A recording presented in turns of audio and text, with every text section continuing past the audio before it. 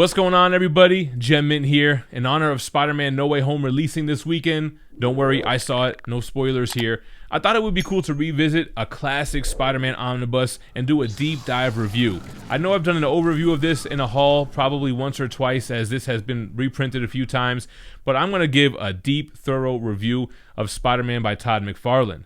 Before we get started, I know it's a Marvel book, but I really want to thank Dynamite Entertainment for sponsoring this video. You guys have seen the CEO, Nick Barucci, working with not only myself, but a ton of content creators here on YouTube, which is super cool to have the owner of a huge comic book publisher supporting us the way that he does. So make sure to show some love back. Go to Dynamite Entertainment's YouTube, subscribe, and hit the notification bell there as well. And let's jump into Spider-Man by Todd McFarlane, the omnibus. All right, guys, let's take a look at the dust jacket here. So we have a recolored version of Spider-Man 1 by Todd McFarlane. Love that green in the back. That looks great. The spine here, as you can see, and the back. So this is the first printing. Had a $75 cover price. Collects Spider-Man 1 through 14 and 16 with X-Force 4. That was a horizontal Rob Liefeld team-up. On the left, as always, we have a biography on what's going on in this omnibus and a biography on the creators to the right. And the hardcover has a beautiful wraparound piece of art depicting Spider-Man with modernized coloring. This is from one of the issues. You can see all the people in the background too. I dig the recoloring, but the original is great as well. Spaghetti webbing. And that's really what makes this omnibus great, man, is the incredible artwork and the innovation that Todd did with the character. This cover page here is from Spider-Man 13, from the Sub-City arc, right here. All right, so you have Todd McFarlane, Rob Liefeld, Fabian Nicieza, and more. You have a table of contents, and it starts off with issue 1, which is part 1 of 5 for Torment. So right away after rereading this stuff, I love noticing the small details, like these long vertical panels. Of course, all the great detail. Here's that wraparound cover. And it really hit me right away. Like, man, he really took his time to draw all these people in the bottom. His time to do all the webbing, all the cross-hatching.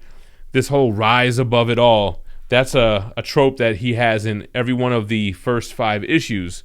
I think twice in the last one. So Torment is a story featuring the Lizard as the villain and Spider-Man. He's very dark, man. In the beginning, calls the guy an idiot. He webs him up. The detail's great. The paneling's unique. And you have this doom going throughout with this shadowy figure who's behind kind of the manipulation of the Lizard. And here we have the Lizard here. I kind of like the theatrics and the theme of issue 1. I feel like the narration is very dark and gritty, and it really reminds me of reading Spawn, which would come out after this. He does have some nice scenes with Peter and Mary Jane. I think some of the artwork here wasn't as good, like looking at the eyes, compared to how he does monsters and masked creatures. And I'm sure he's probably gotten way better over the years, and he's a great artist. But just some of the eyes on the humans are pretty off. Like Spider-Man's face looks a little flat. But that's the only kind of thing I really noticed. You get to see their relationship together. You get to see the Lizard drawn very gnarly. And this is where he excels, man. Like monster-type hands, blood splatter, and crazy detail. Here we have the person behind it ends up being Calypso, who was a love interest of Kraven the Hunter. So many panels on here that have been made into t-shirts that are just like awesome depictions of Spider-Man. Right here, another one. Man, just so much time went into these huge splash pages. It's like almost every page is something that could be on a lunchbox or something. These guys, like these two rich businessmen, kind of reminded me of like Mortimer and, you know, from what is that, from Trading Places and such. But basically, Lizard is out here. He's on the loose. People are getting killed. Spider-Man needs to jump into action. He's trying to balance his, like, you know, his marriage to Mary Jane, but she understands he's got to do superhero stuff.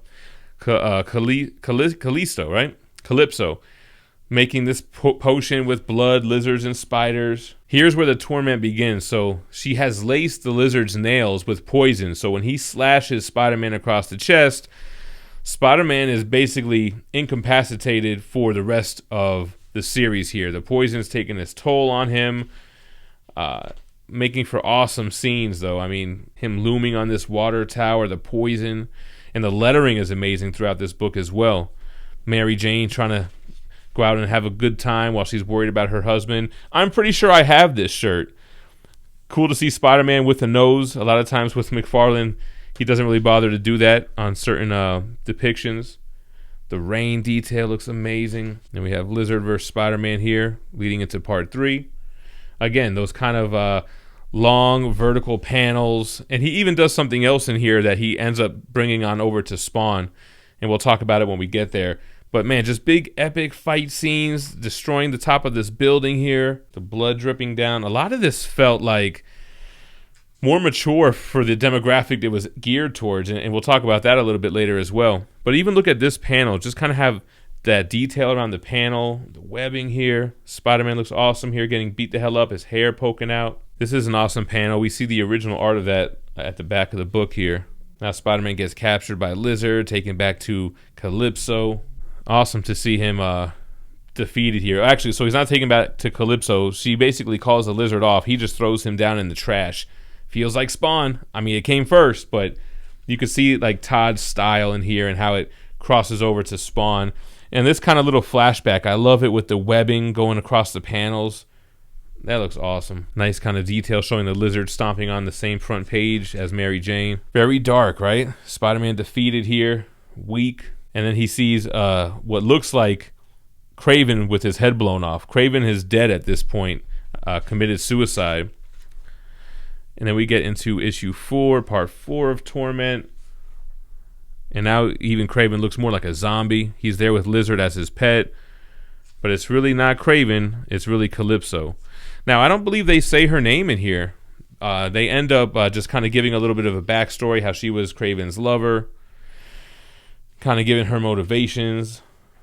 I guess she's mad at Spider-Man. Kraven killed himself.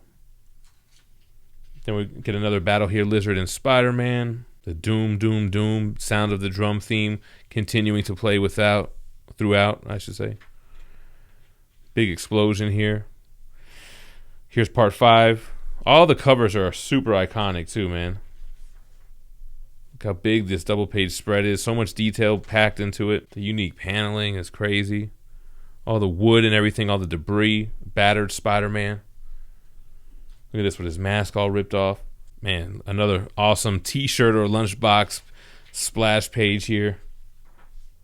Not really a splash page, but, you know, just one big panel for the filling up the whole page. Spider-Man gets pissed. He ends up chaining up the Lizard.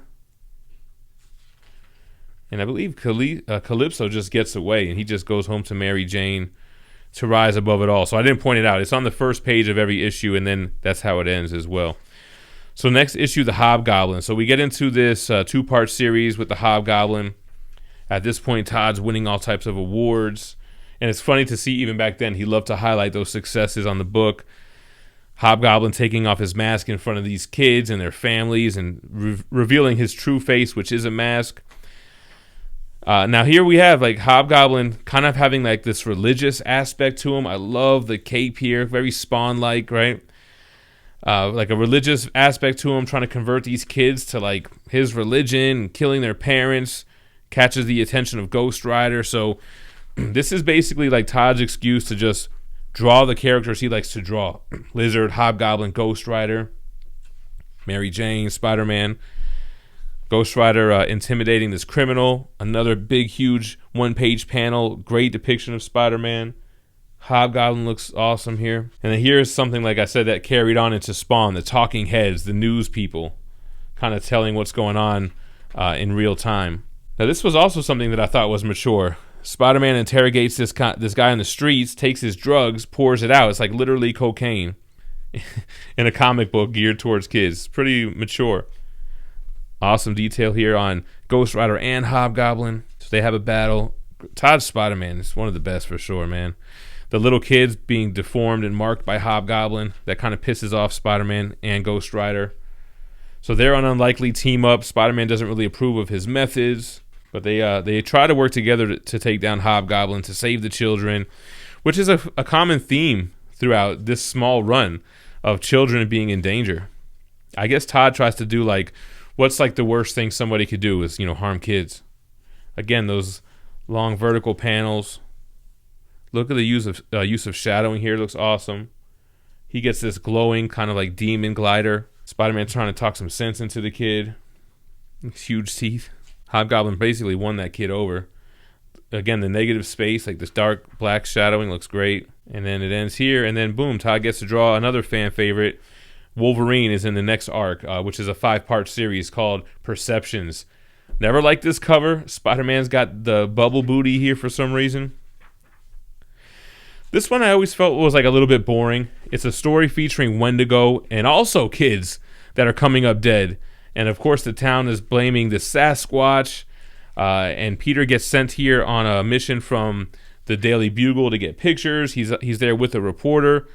Love this dark atmosphere for Spider-Man. Then this splash kind of page is amazing as well. Going double page spread across the top here. This is J. Jonah sending Peter on the trip. So super dark, man. They're insinuating that the Wendigo is eating children here. A whole rib cage, which doesn't end up being the case. And then there's another reporter. The reporter who first stumbled on the Wendigo hits him with his car while he's holding one of the children, seemingly recently killing it. So Wolverine shows up. He really shows up due to all the animal deaths that start occurring with these hunters in Hope, BC. What is it? British Columbia in Canada. They start shooting at anything in the woods, thinking they're going to take down the Wendigo, what they think is a Sasquatch, but killing hundreds and hundreds of animals. So Wolverine's pissed. This guy's putting ketchup on a donut. I thought that was weird too. Peter was like, please stop. Like, seriously? I'm going to throw the hell up. Another full page spread here. This is where Spider-Man starts to figure out or starts to realize that the Wendigo might not be responsible for the deaths of these children. Wolverine's starting to figure it out right here by tracking the scent around the crime scenes. The authorities have called in this master animal tracker to kind of help locate the Wendigo. It was pretty cool to see Wendigo too, because that's like, you know, surrounding Wolverine's first appearance. Awesome kind of negative space splash page. This one goes horizontal. That's going to happen with 2 whole issues at the end here. So, you know, hunters are out here in the woods and they attack Wendigo, so he does fight back. So the storytelling is done pretty well, where you're like, yeah, Wendigo definitely is killing people out here. Wolverine goes feral, rips off his clothes, and Wendigo just walks away. So that's when I think Wolverine realizes, okay, this is not just some kind of wild animal looking to kill everybody and everything. Awesome use of coloring here as well. More bubble butt. Now, since I love this, because you look at the cover, you're like, why is he in the yellow and blue? But he ripped his costume off. He had to put on his old digs. Not sure why he needs that big, huge red belt, but he rocks it. I like the coloring highlighted around the sides here and how Wolverine's kind of all of that same hue. Wolverine with the cigarette here. Big, huge 1-page spread. And then same with Spider-Man. Love Todd Spider-Man for sure, man. So now we got the team up. Wolverine and Spidey. A real treat with the artwork in this here. And even when it's not the big double-page spreads or single-page spreads, he still goes all out on his pages, man. Like with the unique paneling and borders and stuff. Now, this is Wolverine finds the Wendigo damaged with a bullet in the belly from one of those hunters. This is an awesome page here too. Spider-Man on the wall, jumping in the air. Wolverine with some claw actions, doing some surgery, removing a bullet. It's funny how he talks about it's rare that these claws are used for saving people. So this is the authorities with their tracker. I forget what his name was. It's not really important. Again, man, I think the coloring looks great, conveying nighttime. Look at this hanging from the webs. This is Wolverine digging up a body of another victim. So now he's convinced that Wendigo is not responsible for the murders. The killer's revealed here. This is the part 5 of 5. There's Wendigo kind of roaring at Spider-Man. This is where Spider-Man's realizing too that Wendigo isn't responsible for the deaths. Wolverine really intimidates the hell out of Spider-Man. And then it was interesting to see Spider-Man's mask with the nose. And right here as well, you can see his whole jaw and his mouth. Pretty cool artwork. Awesome Wolverine here. Logan here smoking a cig. And what's funny is I like this little flashback to like what's going on with Alpha Flight with Sasquatch and Puck, and Sasquatch like pissed off that these news headlines are saying Sasquatch, which is his name, but they're referring to the Wendigo. He's pissed. So Wolverine gives Spider-Man a chance to let the authorities know that Wendigo is not what's responsible. That doesn't work because the cops are trying to cover it up. Wolverine comes up with a plan. They're going to do it his way. He hunts down the tracker, has the authorities come out to him. And that's when he kind of fakes killing the tracker. Awesome, upside down Spidey. And they get a confession out of the police officer that he's the one that's been abducting these children and ends up killing them. Pretty sick, mature stuff, man. Then we're into the Sub-City. This is the last solo Spider-Man story in this Omni. I love the cover for this, issue number 13. I love that it's a cover homage to himself, but with a different costume. And this is so Spawn. Like, the guys look like clown, literally, you know? And his just, like, dirty kind of 90s artwork. He does dirt pretty well. Another kind of like Mary Jane Peter. A lot of sexual innuendo there. Look at this, Spider-Man shooting the webs and kind of showing different panels with that. That's great. Then taking his time to show Spider-Man just hanging out upside down here, eating donuts. I love how gritty. It just reminds me of the early 90s, the gritty style. This huge character. Sub-City is about basically, I feel like it's Mole Man. Like Mole Man's old crew that have been kind of inbreeding for decades, and a new leader has come that needs the Sub-City residents to bring him down people for nourishment. Spider-Man goes down there in his red and blues, but it's like he feels like he's a spotlight down there since there's like absolutely no color.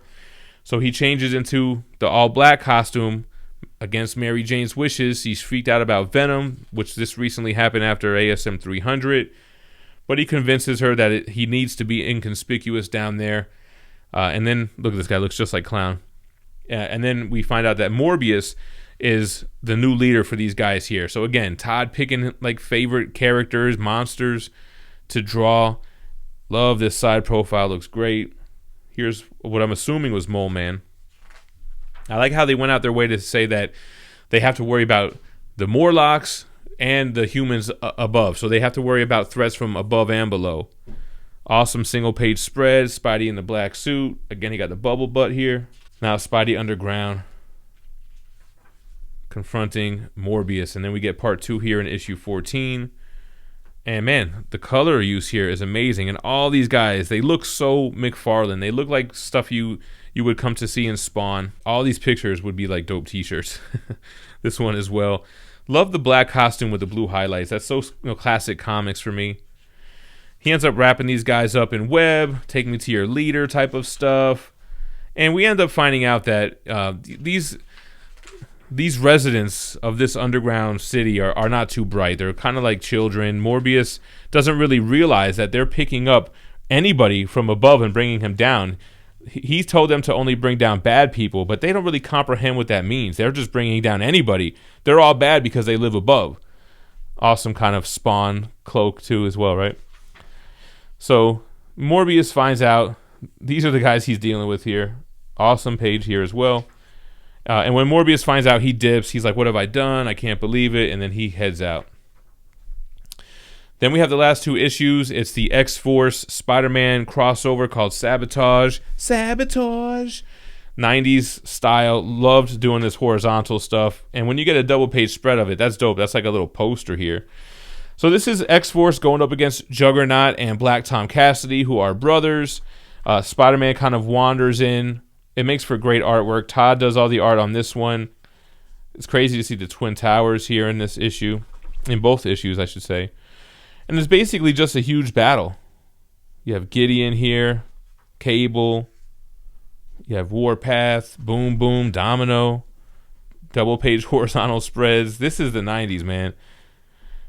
This is shown later on how originally Shatterstar stabs Juggernaut through the eye. But he heals really fast because he's magical. But they still have the blood around it, which I thought was cool. And basically, the team on the ground fighting Juggernaut doesn't have Cable with them. He's kind of, I think he's up there in the World Trade Center. So Spider-Man kind of acts as the leader for the X-Force in this crossover. This is the X-Force issue number 4 where Rob Liefeld takes over. Yeah, he does his thing. I like 90s Rob Liefeld. I think, Todd's Spider-Man was better. But I think Juggernaut looks cool. The X-Force characters look cool. Great use of lighting and coloring right here. So this is just a battle, basically. I mean, this crossover, it's fun. Cable's had his standoff with Black Tom Cassidy. He ends up holding on for life, holding on to a Cable, which Cable says is ironic. But he just shoots him down anyway. He doesn't save him. He's not your traditional hero. But Deadpool ends up scooping him up down bottom, which I thought was pretty cool. Got more Juggernaut stuff. Siren removing his helmet with Shatterstar loosened up with his magical blades. These costumes were out of this world, right? These 90s big costumes. So that's it, man. Spider-Man ends up left behind. They teleport out. Bridge is trying to take down Cable. And, Spider-Man didn't do anything bad, so he just gets away as well. So those are all the issues. It's funny that Todd only really did 14 issues here, and then issue 16. So he did 15 issues total. The back has some great bonus stuff. The polybag version of issue 1, the second silver printing, the retailer incentive platinum edition. This is the back of that book. Then you have the second printing is the gold printing. What's silver? I thought silver was second. Oh, that was just the silver variant, and then the gold was another printing. The letters page from Spider-Man 1. What do you got? Spider-Man Pogs here. And then some Todd McFarlane covers, like this Marvel Age 90, which has an article in here. This little comic strip. Here showing the recalled Juggernaut panel, and I think Todd was pissed about that. Some more articles, some Todd covers for Amazing Heroes and Comics Revenue. Of course, it's got the Wizard cover for issue 1, and then the airbrushed version for issue 50. So iconic. So cool that they were able to get like the hottest artist at the time. Here's a trade paperback cover, and here's a retailer incentive Torment trade paperback cover, which was a diamond retailer incentive. That's pretty dope.